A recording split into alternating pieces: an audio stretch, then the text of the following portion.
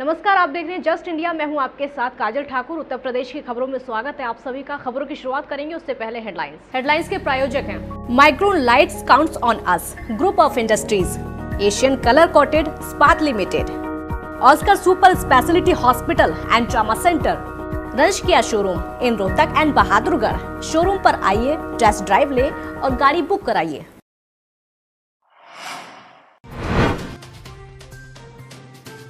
देश में 78,000 के पार पहुंची मरीजों की संख्या। यूपी में 3,758 कोरोना संक्रमित। यूपी के सभी 75 जिलों में फैला कोरोना।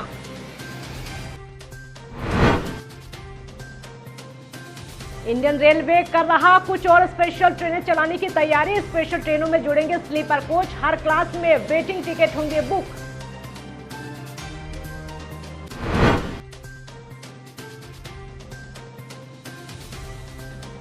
लापरवाही बरतने वाले अधिकारियों पर सख्त हुए सीएम योगी। जेईएस के लिए बर्दाश्त नहीं होगी कोई लापरवाही। और जालौन में दिखा पुलिस का अमानवीय चेहरा। डंपर की टक्कर से मजदूर की मौके पर ही मौत। सूचना मिलने पर भी नहीं पहुंची पुलिस। 5 घंटे सड़क पर पड़ा रहा प्रवासी मजदूर का शव। देश में कोरोना वायरस का प्रकोप लगातार जारी है और इस वायरस से संक्रमित मरीजों की संख्या में हर दिन इजाफा हो रहा है। स्वास्थ्य मंत्रालय के ताजा आंकड़ों के मुताबिक देश में अब इस महामारी से संक्रमित मरीजों की संख्या 78,000 से ज्यादा हो गई है। तो मंत्रालय के मुताबिक अब तक 78,003 लोग कोरोना से संक्रमित हो चुके हैं। अब तक 2,549 लोगों की मौत हो चुकी है। हालांकि 26,235 लोग ठीक हो चुके हैं। तो पिछले 24 घंटों में कोरोना वायरस के मामलों में 3,722 की बढ़त हुई है और 134 मौतें हो चुकी हैं। उत्तर प्रदेश के सभी 75 जिलों में अब कोरोना पॉजिटिव केस पाए जा चुके हैं। एकमात्र बचे जिले चंदौली में भी एक संक्रमित व्यक्ति मिल गया है। तो प्रदेश में 116 नए कोरोना संक्रमित मिले और एक व्यक्ति की मौत हो गई है। इसके साथ ही राज्य में अब तक कुल 3,758 मरीज हो चुके हैं, जबकि आपको ये बता दें कि 87 लोगों ने दम तोड़ दिया है। अभी तक 1,965 संक्रमित लोगों को डिस्चार्ज किया जा चुका है। राज्य में अब तक मिले मरीजों में सबसे ज़्यादा 21 से 40 साल तक के, यानी आपको ये बता दें कि 48.2% यानी 1,783 युवा हैं। वहीं 41 से 60 आयु वर्ग के 26.1% यानी 965 लोग कोरोना पॉजिटिव हैं। तो नवजात शिशु से 20 वर्ष तक के 17.6 बीमार लगातार निकलकर सामने आ रहे हैं और वहीं सबसे कम 7.9% बुजुर्ग कोरोना संक्रमित हैं। लखनऊ में किंग जॉर्ज चिकित्सा विश्वविद्यालय के माइक्रोबायोलॉजी विभाग में जांचे गए 1524 नमूनों में से 37 पॉजिटिव मिले हैं। इनमें से 15 लखनऊ, 10 कन्नौज और कानपुर, साथ में फर्रुखाबाद में 6 संक्रमित लोग शामिल हैं। वहीं लखनऊ के आलमबाग में एक मजदूर कोरोना संक्रमित मिला है। ये बस से दूसरे ज़िले से लखनऊ जा रहा था और उसके साथ ही गाजियाबाद में एक कोरोना पॉजिटिव व्यक्ति की मौत हो चुकी है। मेरठ में 8 और उन्नाव में 1 कोरोना पॉजिटिव मिले हैं। मुरादाबाद में एक बार फिर से कोरोना का बम फूटा है और एक ही दिन में 8 लोग कोरोना संक्रमित हो चुके हैं। तो 8 अन्य मरीजों के मिलने से अब मुरादाबाद में कोरोना संक्रमित मरीजों की जो संख्या है 133 हो गई है। इंडियन रेलवे 15 जोड़ी विशेष राजधानी ट्रेनों को चलाने के बाद अब अन्य कई स्पेशल ट्रेनों को पटरी पर दौड़ाने की तैयारी कर रहा है। हालांकि रेलवे ने इसके लिए कोई तारीख नहीं बताई अभी तक कि कब से कब तक इन ट्रेनों को चलाया जाएगा और एक्सप्रेस ट्रेनों को आगे बढ़ाया जाएगा। खास बात यह है कि वर्तमान में चल रही स्पेशल ट्रेनों में रेलवे ने यात्रियों के लिए वेटिंग टिकट की सुविधा शुरू कर दी है। रेलवे से मिली जानकारी के मुताबिक 22 मई से चलने वाली स्पेशल ट्रेनों के लिए वेटिंग टिकट की बुकिंग की जा सकेगी। रेलवे ने 22 मई की तारीख इसलिए तय की गई है क्योंकि 20 मई तक की ट्रेनों के लिए टिकट की बुकिंग पहले से ही हो चुकी है। वेटिंग टिकट की सुविधा होगी, लेकिन इन ट्रेनों में तत्काल या प्रीमियम तत्काल टिकट की सुविधा नहीं होगी। तो इन स्पेशल ट्रेनों के लिए वेटिंग टिकट की वर्तमान व्यवस्था की तरह ही बुक करना होगा, यानी IRCTC की वेबसाइट से ही वेटिंग टिकट हम बुक कर सकेंगे। इसके अलावा किसी एजेंट के द्वारा या रेलवे स्टेशन के टिकट काउंटर से टिकट नहीं मिलेगा।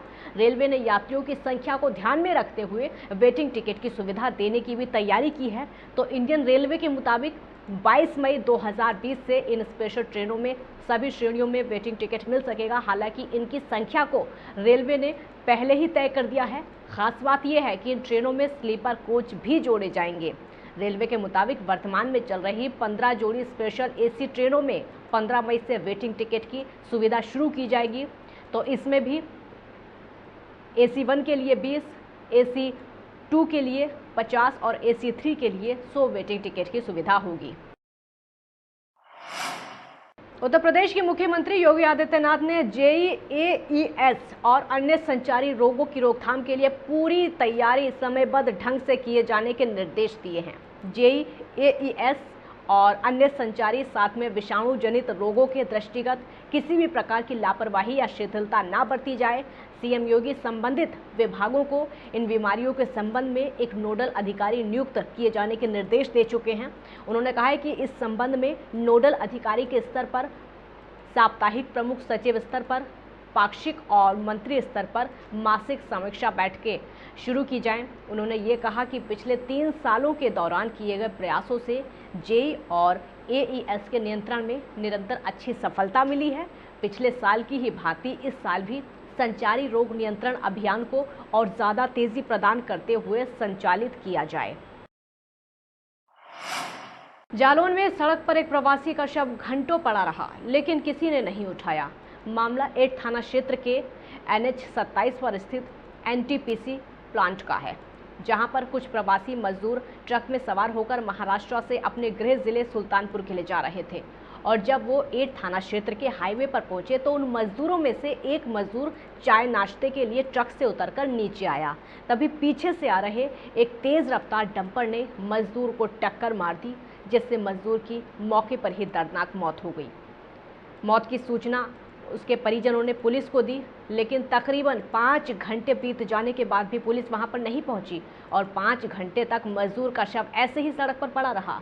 जब इसकी सूचना मीडिया के द्वारा पुलिस के अधिकारियों को दी गई, तब कहीं जाकर पुलिस मौके पर पहुंची और शव का पंचनामा भरकर पोस्टमार्टम के लिए भिजवाया। ये बाथरूम जा रहे थे और उसके बाद बाथरूम होके चाय पीने के लिए गए और डंपर वाला आ रहा था सामने वाले से और रोड क्रॉस कर रहे थे। डंपर वाला बाहर के निकल गया। तो हादसे के बाद आपने पुलिस को सूचना दी? पुलिस को सूचना दिया, पुलिस एक बार आके गई, फिर दूसरी बार आ गई, यहाँ तक का नहीं है। उससे बोला कि आओ साहब इनके लिए कुछ किया जाए। अभी तक का कोई दिखाई नहीं पड़ा यहाँ तक का। हम 3 आदमी थे साहब। तो करीब 5 घंटे होने को हैं और पुलिस अभी तक पहुँची नहीं है मौके? नहीं, अभी कोई आया नहीं।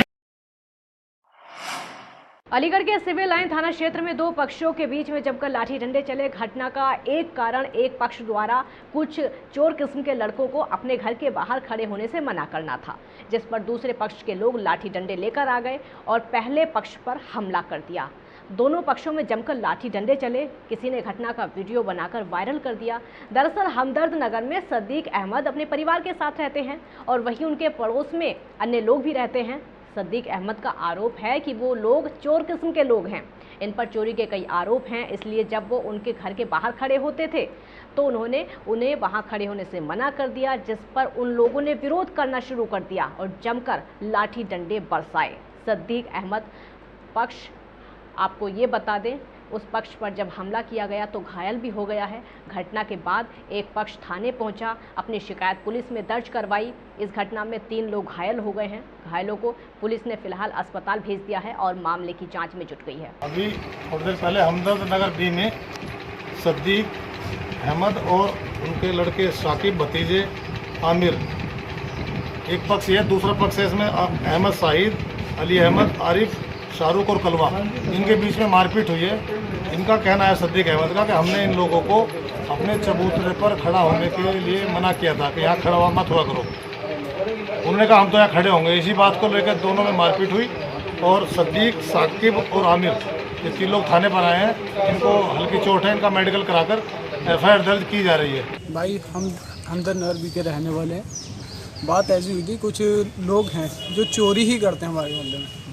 तो अक्सर में हमारे बड़े अब्बा जो हैं वो घर के बाहर बाइक पे बैठे हुए थे। उन्होंने ये बोला कि भाई कोई लड़के खड़े लेकर घर के बात मत खराब करो, ये बहन बेटी सबके आगे होती है। तो उन लोगों ने छूटते ये बोला कि बुला लो पुलिस को, जो तुम पे करा जाए करा लो। हमारे इसी बात पे हमारी लड़ाई हुई। आगरा में एक चोरी का मामला निकलकर सामने आया है। दरअसल थाना न्यू आगरा के दयाल बाग में एक जनरल स्टोर की शॉप पर 2 बच्चे और एक किशोरी ने चोरी की है। चोरी करते हुए बच्चे और किशोरी सीसीटीवी कैमरे में कैद हो गए। आपको बता दें कि शॉप से टॉफियों और गुटखे के पैकेट चोरी किए गए हैं। आप तस्वीरों में देख सकते हैं कि कैसे एक लड़की आती है और पैकेट चोरी कर ले जाती है। ठीक वैसे ही ये बच्चे भी चोरी करते हैं। आपको ये भी बता दें कि एक ही दिन पहले इन बच्चों ने चोरी करने का प्रयास भी किया था। फर्रुखाबाद में एक मानवता को शर्मसार कर देने वाला मामला सामने आया है, जहां कोतवाली कायमगंज के तहसील परिसर में एक पॉलीथीन के अंदर नवजात बच्चे का शव मिला है। नवजात बच्चे का शव तहसील परिसर के अंदर पॉलीथीन में बंद करके डाला गया था, जिसे कुत्ते नोच रहे थे। जब ग्रामीणों ने देखा तो कुत्तों को भगाया वहां से, और जब पॉलीथीन पर नजर पड़ी तो पॉलीथीन के अंदर से बच्चे का हाथ बाहर निकला हुआ दिखाई दिया। नवजात बच्चे के शव मिलने की सूचना पुलिस को दी गई। सूचना मिलने पर पुलिस मौके पर पहुंची और बच्चे के शव का पंचनामा भरकर पोस्टमार्टम के लिए भेज दिया है। उत्तर प्रदेश की खबरों में फिलहाल इतना ही। देखते रहिए जस्ट इंडिया। नमस्कार।